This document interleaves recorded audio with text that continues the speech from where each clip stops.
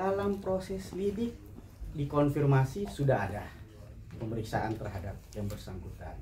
Tetapi bagi kami, yang kami minta sebagai lawyer hari ini adalah yuk kita ekspos perkara ini, ya. Karena klien kami, ya, belum pernah diperiksa oleh akuntan yang dimaksud oleh pelapor.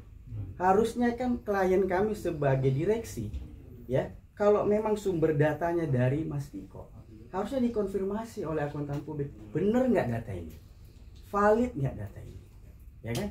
Jangan sampai data-data siluman yang muncul ke pelapor, ke akuntan publik, dan itu disajikan seolah-olah ada kerugian.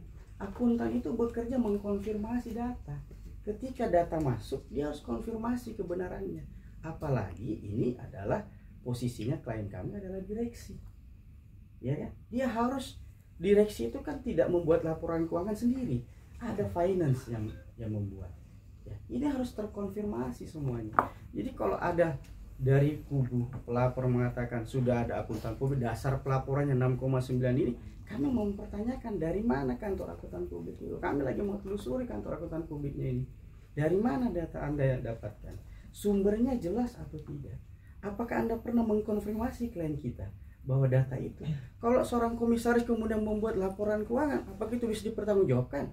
Fungsi tugasnya sebagai komisaris tidak seperti itu di perusahaan, ya kan? Yang membuat operasional itu berjalan adalah direksi. Direksi mempertanggungjawabkan pekerjaannya melalui rapat umum pemegang saham. Komisaris harus mengawasi pekerjaan direksi, apa itu semua berjalan.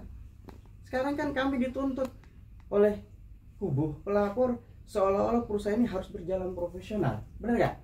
Ya kan, ada penggelapan segala macam. Kami juga akan menuntut mana proses-proses yang selama ini harusnya ditegakkan. Rapat umum pemegang saham belum ada. Hak pembelaan seorang direksi itu ada di rapat umum pemegang saham, belum pernah ada. Jadi ini persoalan perusahaan, persoalan yang belum tuntas antara mantan suami dan mantan istri karena bikin perusahaan bersama, ya. Kemudian dibawa ke ranah seolah-olah ini adalah kasus penipuan penggelapan personal. Berbeda konstruksi pidana 372 dan 374. Kalau 372 itu personality penggelapannya, tapi kalau penggelapan dalam jabatan benar-benar harus hati-hati karena konstruksinya dalam jabatan nih. Harus diadili dulu lewat rapat umum pemegang saham. Dan perusahaan ini sampai sekarang existing sebagai badan hukum di Dirjen AHU, belum pernah dibubarkan, likuidasi, belum pernah ada pernyataan PKPU atau pilot. Jadi sampai saat ini perusahaan ini masih eksis.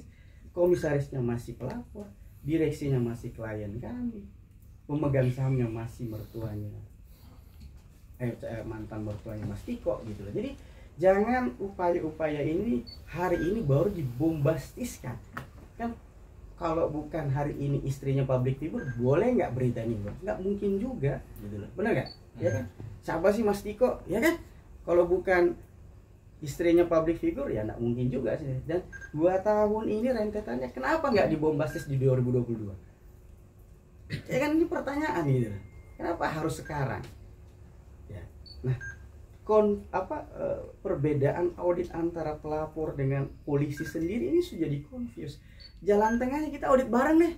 Di sini punya audit sendiri polisi, ya kan? Juga pertanyaan juga apakah polisi bisa ngaudit gitu lah, ya? Ya benar nggak? Ya?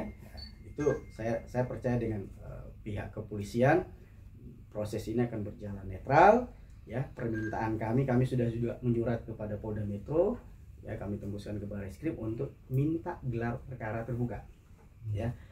Kita minta proses ini karena sudah diketahui oleh publik, ya, kita menjadi konsumsi publik, jadi kita minta juga pengawasannya dari rekan-rekan media bahwa perkara ini kita jangan sampai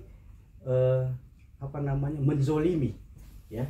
Ada persoalan yang seharusnya masih ranahnya itu persoalan private, perdata, tapi kemudian dibawa ke ranah pidana. Dan sekali lagi saya berharap kepada teman-teman media untuk mengawal kasus ini, membuka siapa sebenarnya yang beritikat baik dan siapa yang sebenarnya beritikat buruk. Kita mau menyelesaikan perkara ini, kita mau supaya perkara ini terang benderang, tetapi sesuai dengan koridor hukum yang berlaku, hak-hak klien kami juga ada. Kami mencadangkan semua perlindungan terhadap klien kami minta pihak kepolisian, yuk kita ekspos terbuka. Ekspos dan gelar perkara itu suatu hal yang biasa dalam Mabes Polri atau Polda Metro Jaya apabila memang ada kasus yang memang seperti ini. Dan menurut jurisprudensi ya, kasus-kasus yang berkaitan dengan 374 kalau tidak ditunjuk audit independen yang ditunjuk oleh masing-masing pihak berdasarkan hasil rapat umum pemegang saham, agak sulit sebenarnya maju karena tindakannya subjektivitas. Ya kan?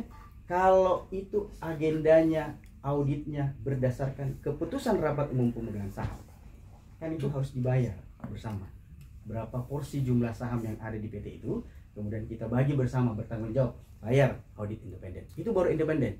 Tapi kalau salah satu pihak yang mengaudit tanpa restu atau persetujuan dari rapat umum pemegang saham, saya pikir itu adalah audit yang bisa kita kesampingkan. Terbukti kan antara polisi dan pelapor sendiri angkanya sudah beda. Nah, kalau sudah beda begitu, yuk kita buka dulu dong. Kita bikin lagi satu audit yang sifatnya betul-betul independen, baik dari sisi polisi yang disetujui, baik dari rapat pemegang saham maupun dari pelapor dan terlapor. Udah, yuk kita duduk bareng-bareng gitu. Baru kita buka datanya, bisa kita verifikasi apakah memang ada penggunaan dari Mas Tiko, karena pada masa itu ini kan hubungan masih suami istri.